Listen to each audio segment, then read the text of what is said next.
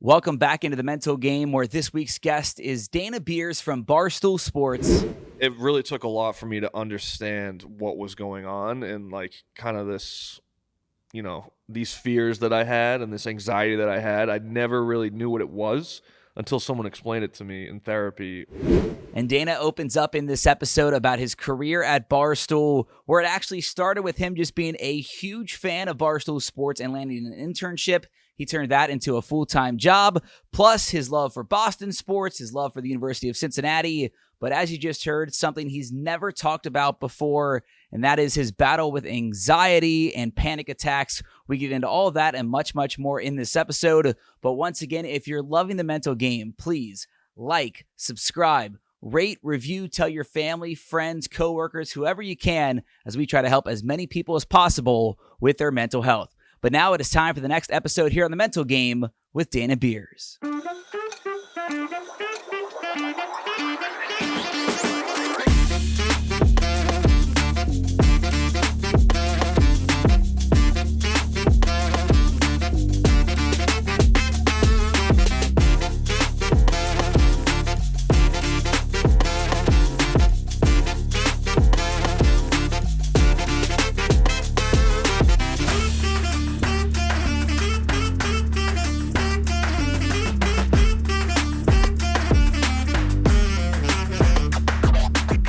Welcome back into the mental game. As you can tell, I have a very special guest here and a fellow Bearcat, Barstool Sports, Dana Beers. Dan, I appreciate you for coming on. Of course, man. And I like how you said fellow Bearcat because it's one big community and I love being a part of it. Exactly. You made your commitment when?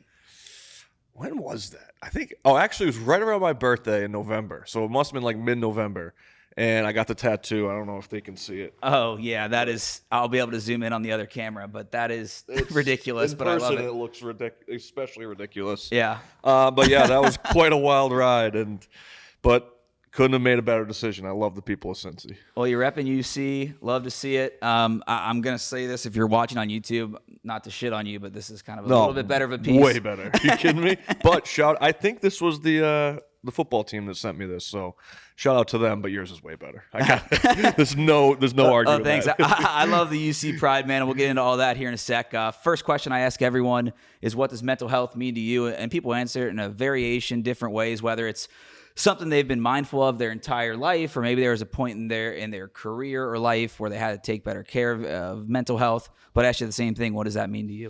It's really important, and I've it's something I deal with quite often just with this job, and a lot of the internet can be a wild place. It's the Wild West, and yep. I think I've grown to have thick skin, but there's days where sometimes it really gets to you, and you really have to focus on your mental health. So it's very important to me. I take it seriously, and obviously I really respect what you're doing with this podcast. But it's a big deal, especially in media, especially with my job. It's something you got to take seriously, and you got to respect of others as well. So, I've had a journey. I've had some ups and downs, but mostly ups, and I try to think that way. And I like to try and have that positive mindset. But it's impossible to not, like I said, focus on some of the negatives and the bad days as well. Right. So it's really important, man. And like I said, I'm really appreciative of what you're doing with this podcast and trying to see the other side of people that the internet doesn't see. So right. Hopefully I can give you some stories and talk a little bit about that as well. But it's really important and something I take seriously. Well, thank you for saying that about my story in the podcast. That's exactly why I do it, because it shows people on the other side where, there's a bunch of Barstool fans that know Dana Beers as the partier, chugging a zillion beers and all this shit. But everyone has a story. So I'm hoping to dive into that. But speaking of Barstool, you were just a huge super fan, and then you just worked your way into an internship. Is that how everything started? Pretty much. So I'm from Massachusetts. I know the Cincy people, give me a hard time about not rooting for the Bengals. I am a Patriots fan. I'm a Celtics fan, a Bruins fan, a Sox fan. However, the Reds, I might have to jump on that bandwagon. You went to Reds opening day this year, right? I did, yeah. We did a video there. But going back to it, I am from Massachusetts, and I'm a huge fan of all those sports teams. And I was a huge fan of Barstool. And they had the newspaper and the website. And basically, I just made videos in my free time. Yeah. I think the first video I made was a compilation of Dave Portnoy making excuses, and he because I used to watch all the videos. I was just a massive Barstool fan, and I just cut together this 5-6 minute video, and he retweeted it. This was back in the days of Twitter when it was a much nicer place and fun, and I think I got on their radar then because as time went on, I think it was a year later, they opened up this internship for Pardon My Take. And I applied, and I said, hey, I'm the guy that made that video of Dave a couple months ago.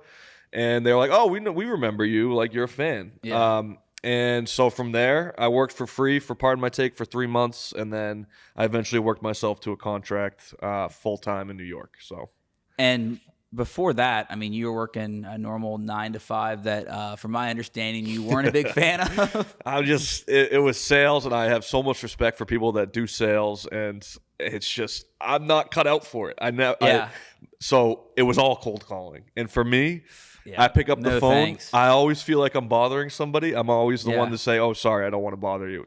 You can't do that in cold calling. Yeah. So I was so bad at it. I think I was getting paid, but I never made the company any money, so I was like, this might not be out for me. And so, I actually had to quit that job to work for free for Pardon My Take because it was kind of like I was working a lot of hours doing the video editing. Right. And I wasn't making any money for about 4 months, and I was still paying rent, and I was like, okay, I got to make a decision here. And I basically put the pressure on Barstool, and I was like, I can't do this anymore. I either need a contract or I'm out. And then they offered it to me 6 years ago. On June 1st, so crazy. It's been 6 years in New York. I never thought I would leave Massachusetts, but here I am. I love that story because it shows going for that passion, going for that dream, and it's just so cool that you chased that and you achieved it. But it takes a lot of balls to go out there and quit that day job and work for free and just put your passion and your dream on the line. I mean, What was that decision like for you? It was a lot of pressure because like I said, I never for a million years thought I would leave Massachusetts. I'm a homebody. I am very proud to be from there. I'm very proud of being a masshole. So I never thought I would be out of there. So it was scary. I had never even been to New York City. So the first time I went was for a 2-minute interview. Basically, I think they wanted to see if I was a psychopath or not, or if I was like a murderer. They just wanted to see if I was normal, and then the contract came later. And my second time going to New York City was to move there. Holy shit. So it was really scary, and it was a hurdle I had to get over. And I really don't know anybody in New York City really other than my coworkers. So it was a grind, but I'm really happy I did it. I've grown so much ever since that old version of me. I've really become a totally different person, and I'm proud of myself. So it's been quite a ride, but I couldn't ask for anything more, to be honest. Right, and life's all about growing, changing. Hopefully that in a positive way, but there had to be I don't know if doubt's the right word or anxiety, but you had to have some type of fear leaving that job, even though Barstool is this big company that you're dreaming of working for and you're a big fan of their work. But there had to be some type of anxiety built up into that, right? At that time, I think there was 30 employees. So it wasn't this big empire that it is now. Now we're like $1 billion company.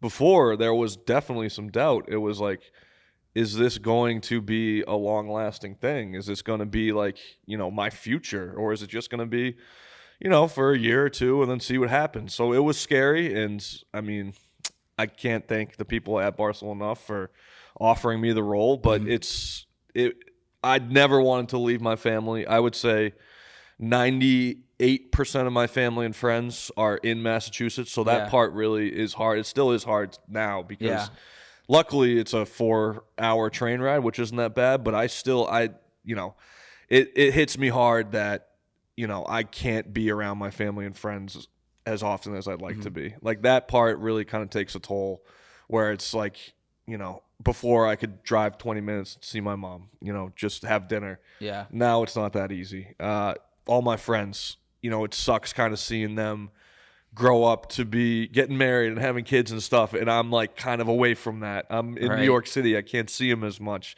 That part, that hurts, and that's something I've had to deal with. But I'm, it is what it is, and you take the good with the bad. You mentioned Massachusetts a ton, and you're proud of where you grew up and who you are and the people there and your family there. Let's go back in time a little bit. You growing up, were you always a big sports fan because of the Boston and Massachusetts teams? Oh yeah, I mean the first game I remember watching was in third grade. I think it was the Patriots-Rams Super Bowl when they won. So I'm lucky enough where my whole life has been the Patriots. To that point, they were dominant. Or after that point, they were dominant. And then the Celtics, I would say those are my two favorite teams. Sox, I'm more of a fair weather fan with the Sox and the Bruins because I'll watch them in the playoffs, and regular season not so much. But yeah, it's been a huge part of who I am. I mean, we do this trivia show at Barstool, and they'll ask these questions from the 2000s, and for some reason my brain will just unlock it, and I have this like crazy 2000 sports brain where I know basically everything. But be it from Massachusetts, it's in your blood. You love, and right now we're not doing too hot with the Patriots, but we're pretty spoiled to have seen what we've seen. Yeah, I just, before we get into more of your story, as a Cincinnati fan, I haven't seen a championship in my life. Whenever I see like Dave or you tweet about Boston sports and a loss, I'm like, what have you guys seen in your life? 16 parades or something like that? Yeah, we've had a good run. I feel for Cincy because they're so passionate, and that's the one thing I noticed when I became a UC fan. It also was like the whole city of Cincinnati started interacting with me. It wasn't just UC fans. It was like Bengals fans and Reds fans.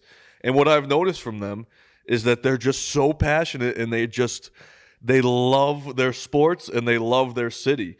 And they're similar to Boston in a way where it's like part of their DNA is like how they think of their sports teams. So I love that. But it does hurt me again to have to say that I'm not a Bengals fan, because I'll say if the Patriots, they're not going to be better than the Bengals this year, but if they're not in the playoffs, I'll root for the Bengals. All right, we'll take it. You had a fun video, and we'll get into that here in a little bit at the Bengals tailgate, and a viral clip about, I think it was some lady yelling Jody B's name, something like that. But you mentioned growing up in Massachusetts, having this passion for sports. Did you play sports in high school, and how was that like a balance of just your life in school? Actually, so I was a new kid freshman year. My parents got divorced when I was in third or fourth grade, and I basically had to make a decision when I was in eighth grade of living with my dad or living with my mom, because my mom was moving with her now husband to a new town, both in Massachusetts, and my dad was staying on Cape Cod. So I was like, okay, this is, as an eighth grader, that's a hard thing to do, is to choose between your mom and your dad where you're going to live full time. So I was like, I kind of just want a fresh start. And I mean, I'm a mama's boy. I just am. I'll call my mom, twice a week. We talk. And I was like, I just want a fresh start. I want to go to this new school. So I actually went with her to this town called Hingham. And I was really struggling to find friends at first. But then once I started playing basketball, I made a ton of friends that to this day are like my best friends. So I'm very thankful that I had a sport, because if I didn't, I was like, who the hell am I going to be friends with? I don't know what I'm doing.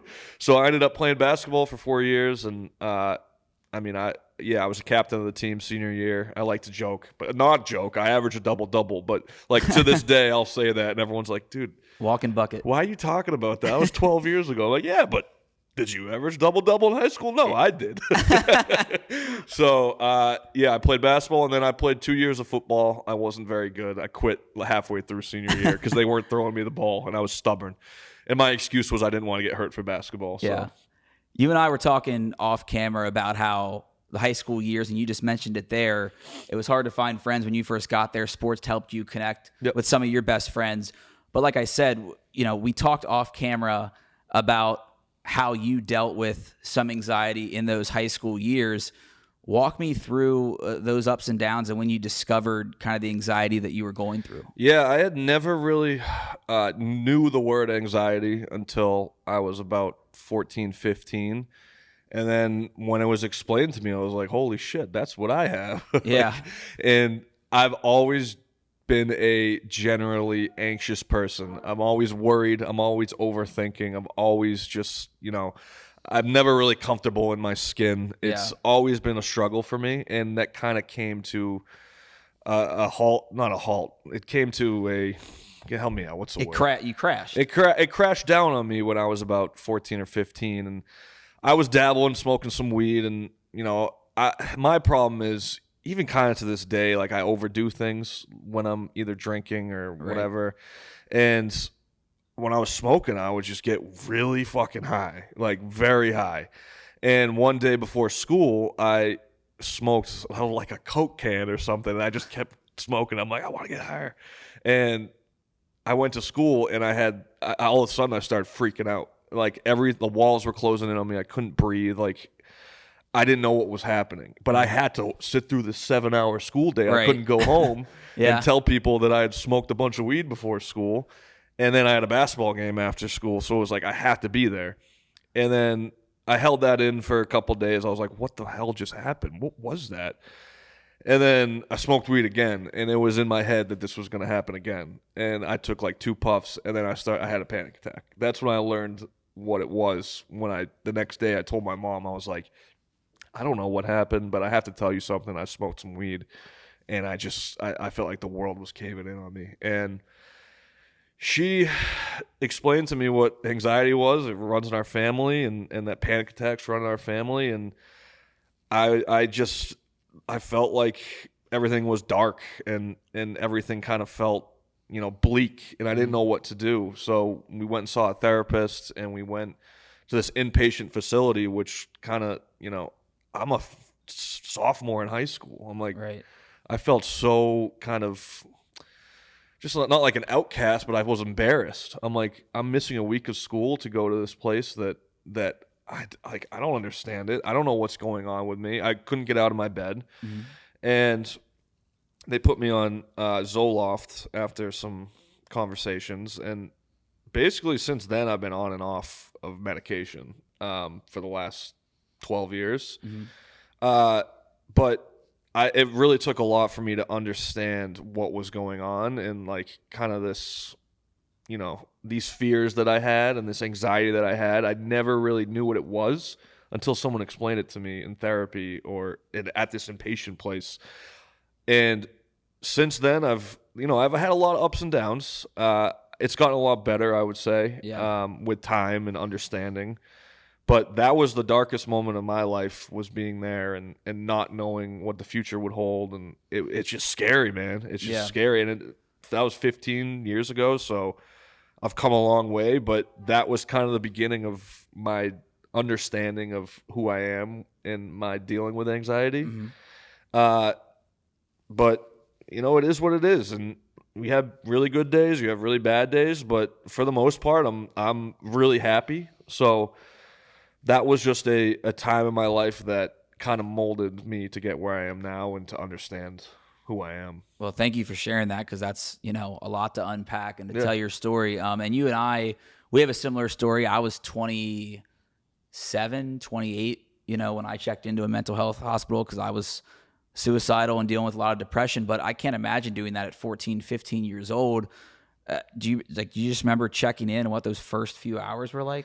I can't even remember what the place looked like. I can't even remember kind of what we talked about. I just remember being in such like a dark place where I was just scared. I just didn't know. I didn't know what any of this was. I didn't, I was like, am I going to have these panic attacks every day for the rest of my life? Because that's kind of how I think. I catastrophize a lot. Yep, I'm the same way. I think of things in the worst case possible. Yeah. And it's gotten so much better. And I would say the worst time that I had was probably that age. And then I used a lot of things to help me, playing sports and listening to music. I always see like people say like the Kid Cudi saved my life. Like they make fun of that. But like he was the guy I listened to. Yeah. And his music, I wouldn't say it saved my life, but I would say made me feel so much better during that time just listening to him. And like anytime I hear a song from that time period, I'm like, damn, like that really helped me along the way just to listen to that music. Yeah. And then playing basketball helped me a lot. And I'd say now I'm definitely just still a generally anxious person, but I haven't had a panic attack in 10 years. So I have thick skin now. I think Barstool's taught me to have thick skin. Yeah. I think I've come a long way, but yeah, I haven't talked much about that. Really, definitely not publicly but really to anybody. So I appreciate you letting me tell that story because it does feel kind of like a weight off the shoulders. It's no, that's 15 years, but you know, it's like it's something I think about. Yeah, no, I hope there's stoolies listening that can relate to that and feel that, and that's why I do this podcast. Whether it's Ricky Williams or Kate Flannery or Chris Hansen, whoever I talk to, like everyone goes through shit, and it doesn't matter how old you are, where you come from. It's just mental health affects everyone. Yeah. You mentioned the quote about music and Kid Cudi, saving lives with his music. Like that literally happened with me, with Marky Basie, who I was able to have on the show. Like his music and my mom. Like I'm a mama's boy too. Like I couldn't leave my mom with a child or without a child. So like all those nights of thinking about suicide, like I couldn't do it because of her. And then Mark's music, and I got to have him on the show, which was like fucking awesome. And now we're kind of like friends, and it's just cool how you take your journey and turn it different ways. How were you able to navigate out of that? Because there are a lot of people that I'm sure listening, watching, that are stuck in those ruts of whether they're suicidal like I was or dealing with panic attacks like you were, and they feel like there's no answer or no path. Was the therapy, the medication, was that all part of the answer? Were there things, you mentioned music, like how do you just flip that switch, especially at a young age? There's some people that can't do it at 20, 30, 40 years old. How do you just move past that? I would say for me, it kind of felt like it was like I was distracting myself with things that I did enjoy. Yeah. That would help me a lot. And the number one thing for me was playing basketball. Like that, it kind of felt like I was, in my own world and not having a care in the world when I was playing basketball, even just by myself. Yeah. And that was something that I found distracting from my, scary thoughts or anxious thoughts. And I would say for me, even to this day, it's like if I feel like something is bothering me or something is, worrying me, sometimes I'll distract myself. Either just like I'll just play video games for a little bit, and that will take my mind off of the thing that is making me feel panicked or making me feel anxious. And right. I don't know if that's the cure for everybody, but I would say for me, it's always been trying to find something that I like and that can distract myself from these thoughts. And if I'm able to, like, go do it. But I know it's not possible to do 24/7. Right. So for me, I went on medication, and that helped me a lot. I didn't know much about it at the time, but I think there was just something wrong with my brain chemistry. Yeah. Something was thrown off, and I like to think the medicine helped that or fixed that. Well, the answer is different for everyone, and whether it's medication or therapy or coping mechanisms that are healthy. I know you're still on and off the Zoloft to help you with those panic attacks and that anxiety. Do you go to therapy still, or did you go to therapy after that? I'm still in therapy now, and that it's huge. It's really opened up a lot of it's helped me understand a lot of who I am, and kind of being able to realize the root of a lot of my issues in my head.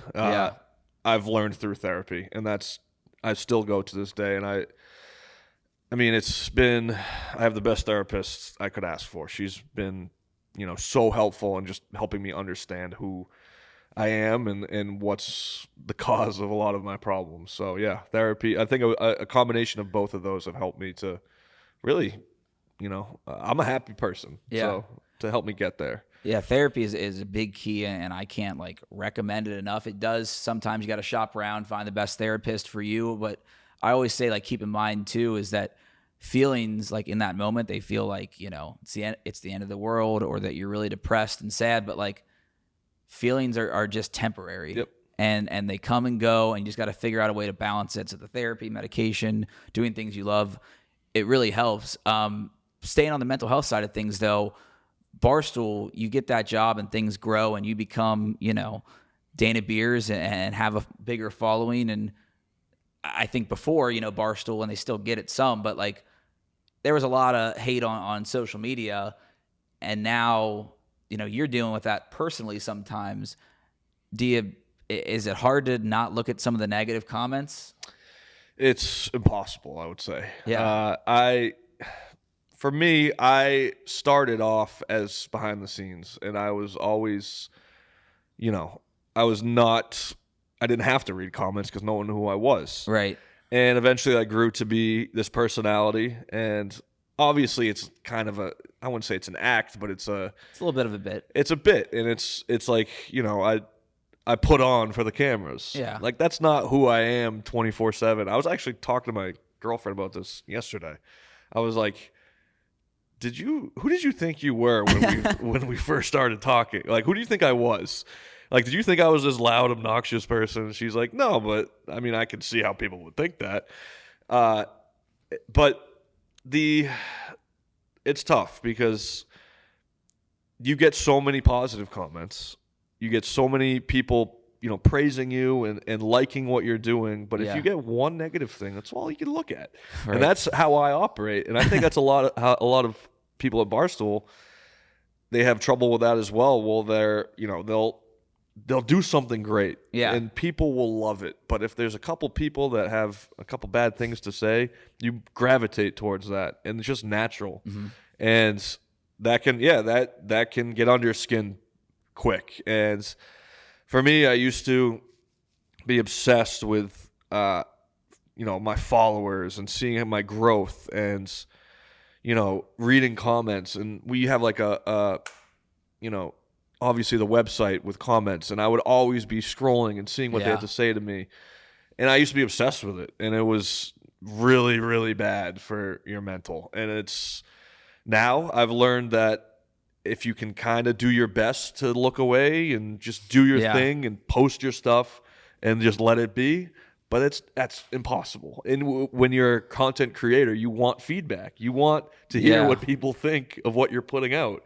So it's impossible to really read the replies or not read the replies. It's impossible to not read the comments. So I've definitely learned to have thick skin in the last couple of years because there's been a lot of ups and a lot of downs where I've done stupid things. I've done great things.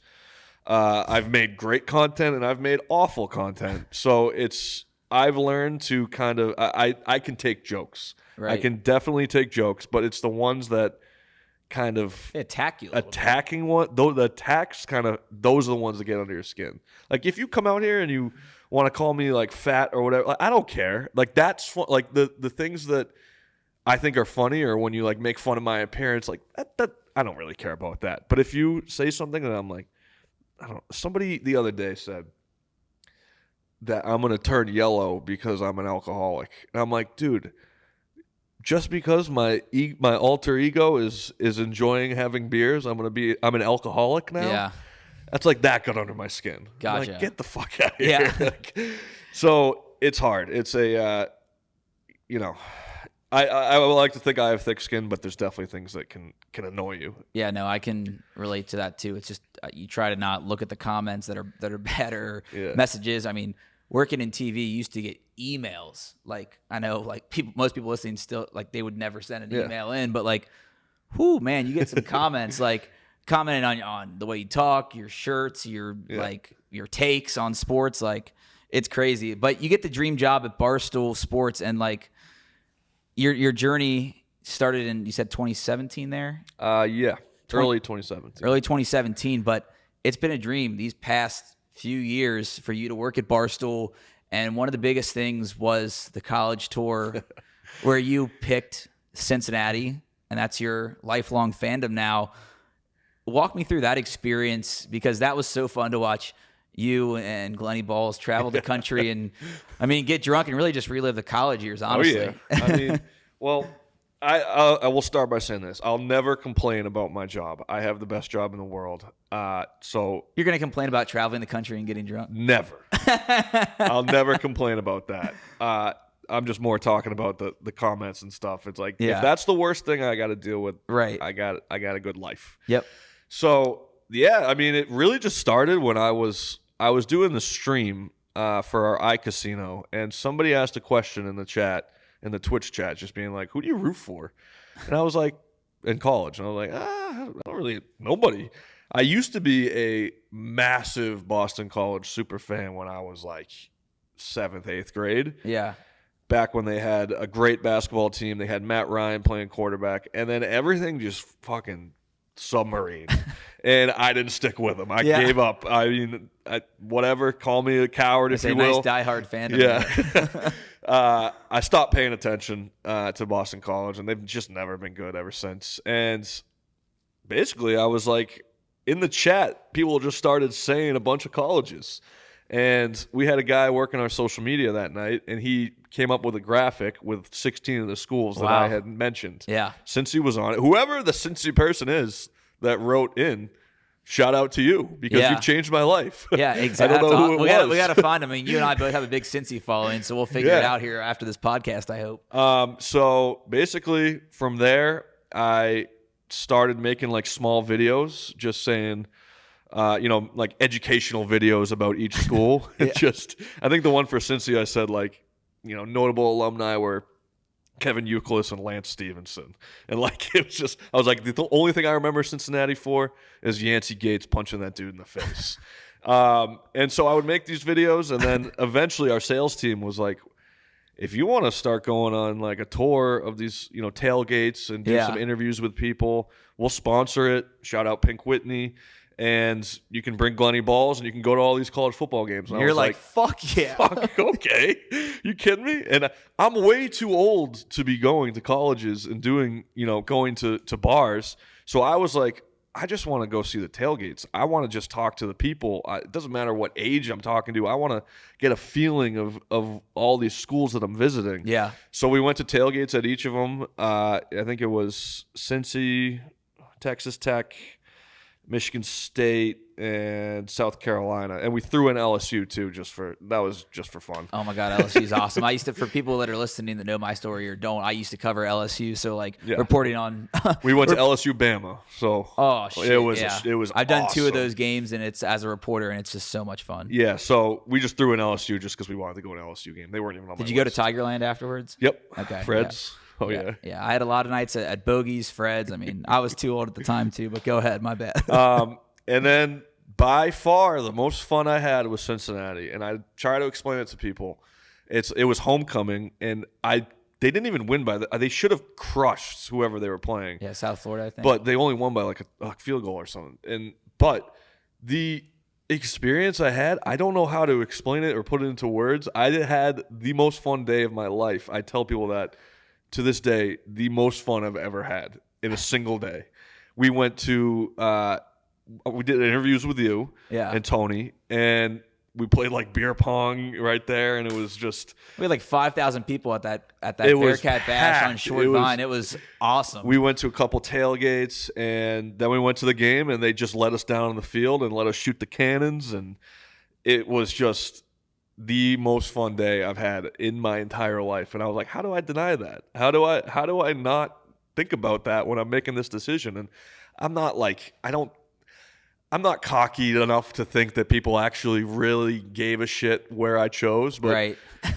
it was content. Yeah. I put this content out, and people really fucking cared. Yeah. It was because, when people are so passionate about their school, like they're going to invest in somebody that has a following and that might be a fan of them soon. So, I mean, since it was so much fun, and it was an easy choice. I know the Texas Tech people are going to be mad at me, but it's like I said, it's been a great choice just because every time I go there, I feel like they're just so passionate and they care so much, and it feels like a second home in a way. So, all right, well, I'm a Cincinnati fan. As a Cincinnati fan myself, like that's good to hear, because I feel the passion every day, because I was a sports reporter in Cincinnati and I've grown up there, loved the teams, UC, Reds, Bengals, but like it's a team that is, or a town that is passionate about their teams. And so I think you obviously got that picture. You and Glenny Balls in the fucking, sorry for dropping so many F words, but like in the Skyline onesies, like when you guys showed up to the stage with me. I think that changed the whole game. Oh my God. I saw, you guys showed up to the stage with me in that. And I'm like, these fuckers, I got to get one of these. Yeah. Shout out to our merch team, because if we weren't wearing that, I don't know if we would have gotten a whole lot of attention or hoopla. So, a shout out Skyline as well. But yeah, it was I was talking to somebody recently, and they were basically talking about how the city of Cincinnati is just like, they're just not begging, but they crave attention because they're not getting the attention that they deserve. And I agree with that. It's like, it's such a great city that no one really talks about. And it needs more people to know how fun it is and how passionate they are.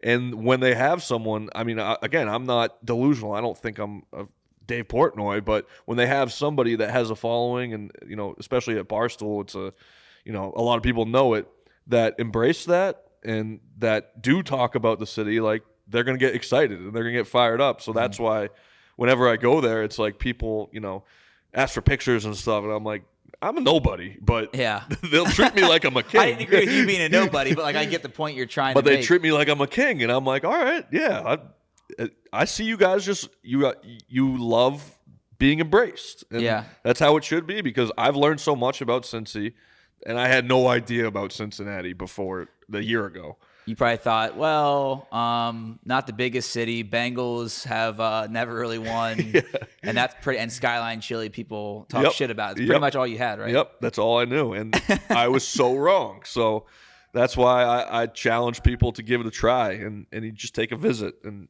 go to a Bengals game, go to a FC Cincinnati game, go to a Reds game, and you'll see. It's a great city. It's an awesome city. Well, and I just had Coach Taylor from the Bengals on a couple of weeks ago, and he talked about just the city embracing you and feeling like you're a part of it. And it's a really powerful thing when that community accepts you, and you've had that. And one of the biggest keys to acceptance is liking Skyline Chili. So I think Dave and some of the other guys have tried it before and not a fan. A lot of people that aren't from Cincinnati aren't a fan, but you seem like you like Skyline. I genuinely love it. I genuinely, from the bottom of my heart, am a big fan of Skyline Chili. Now, I haven't tried enough yet. I've only tried the 3-way, so I need to start. Done a cheese cone yet? I'm going to say next time I visit Cincinnati, I have to broaden my horizons, and I have to try new things. But people ask me, they're like, "Do you actually like it?" I'm like, I don't know if it's I don't know. I just don't. I like food that's greasy. I like food that's cheesy. Yeah. Oh, cheese is insane. I love it. I love Skyline Chili. And I did like a chili tour. I went on 4 different places last time I was. I still have a lot of places to go, but I liked all of them. So it's my type of food, and it's my type of establishment. Well, that's a good endorsement then for Skyline. Then whenever you're back in town, text me, and I'll be the personal Skyline. I don't know, tour guide's not the right word, but taste tester. I'll help you out there. Let's do it. Because we'll have some fun. I just really respect you for opening up on this show and talking about your mental health story, Barstool, the Cincinnati fandom. I mean, are there other things you want to hit on that I didn't ask about? Because I just think your story's super unique, and I give you a shout out for like quitting that job, working for free as an intern, and like, we both have that passion, that grind inside of us where you just go for something and it pays off. But I just really respect like everything you've done throughout your career, because it's super cool. No, I mean, I really don't have much more to add. It's just, I would say to people that do see someone like myself, or really anybody that does have like a on-camera role, or, sometimes it's not... You're not the person that you are showing a lot of the time, especially at Barstool. It's a lot of, you're kind of playing a character in a way. So I would say, you don't have to be nice to me, but if some of the comments, just start to think that there's a person behind that profile. Right. Well, you mentioned the character line. how did I should have asked this way sooner. How did you get Dana Beers as the name? So unfortunately, my real name isn't Dana Beers. It's a great name, but is Glennie Balls his name? Really isn't Glennie Balls? Nope. Okay, good. Just wanted to go over that for everyone. So back right before COVID in 2020, I had been basically, all right, I don't know, it's a long ass story, but I'll try and keep it short. There's a softball team in my town called Zillion Beers, and as soon as I heard that, I just laughed out loud, and I was like, holy shit, that's funny. So I talked to those dudes, and they're great dudes, and basically I put it on a t-shirt. And Dave challenged me to sell a bunch of merch that said Zillion Beers, and from there we sold $1.5 million in like 2 weeks of Zillion Beers merch. Shit. And it was just a fever dream the whole 2 weeks. And he kept upping it, and I kept challenging him. And from there, I got the moniker Dana Beers. I don't know who said it, but someone said it, and it stuck. And it's been tough to kind of navigate from there because it's like I'll tweet about the Celtics, and someone will be like, "Shut up, dude! Just drink a beer." I mean, you can drink a beer before. Yeah, you can drink a beer at the Celtics game, or watching the game. So it's taken a life on its own. But I'm 30 now, so it's like, all right, I'm trying to figure out something else that isn't just drinking, because I enjoy drinking, but I can't do it like I used to. Yeah, and I think the college tour was something different than. Everyone's just thinking I'm a guy that just sits there and drinks beers. Right. So I'm trying to find what's next, but that's the short story of it, and it's been a wild ride. Yeah, no, it certainly has. Last thing I'll ask you about the wild ride is advice to people that want to, kind of follow your footsteps and go after that passion of working in media, working at Barstool. What would you tell them? I would say for me, I learned everything I know on YouTube. I went to college and I got a degree in mediated communications, which I guess is where I'm at, but I didn't take a class for video editing. I took a class for video production, and it was kind of like, it was great, but it didn't get me to where I am now. I just went on YouTube after I graduated, and I typed in, how do you edit on Adobe Premiere? And then the next 4 or 5 years later, I'm editing a $1 million documentary for Deion Sanders. And it's like, I didn't start with this long history of knowing how to do something. I just went on YouTube and searched. So for me, it was like, you can kind of build something out of nothing in a way. Yeah. And there's so many tools today online on the internet that can teach you, Look at the setup we have right now. There's 3 cameras and 2 mics, me and you, and there's no producer. Like, you're doing it all on your own. It's like you learn along the way. Right. So I would say if you're not getting it at first, it's okay. Like, stay patient. And if you are trying to be on camera, try different things, because you got to know how to do everything. I would say learn how to do behind the scenes and on camera, because the best people, the most successful people will be able to produce for themselves. Right. And you're doing that right here. So it's like, as long as you can learn multiple skill sets, you should be okay. Appreciate it, man. This has been a great conversation. Yes, sir. Absolutely. And I'm sure I'll see you in Cincinnati soon. Yep. I'm not drinking anymore, but I'll be sure to buy you a beer. Hey. I'll have like a lemonade or a Powerade with you and chug it. I love that. All right, sounds good. We'll see everybody back here next week on The Mental Game. And what a great conversation that was with Dana. I can't thank him enough for really opening up for the first time about his anxiety and panic attacks. It takes a lot of courage to do that. I know that'll help a lot of our listeners and also Barstool fans, who they call Stoolies, that are listening to this episode. Next week, it is another surprise guest here on The Mental Game, but I will give you one hint. It is a former NFL star who is now on TV every day. That is your hint. We'll see you right back here next week on The Mental Game.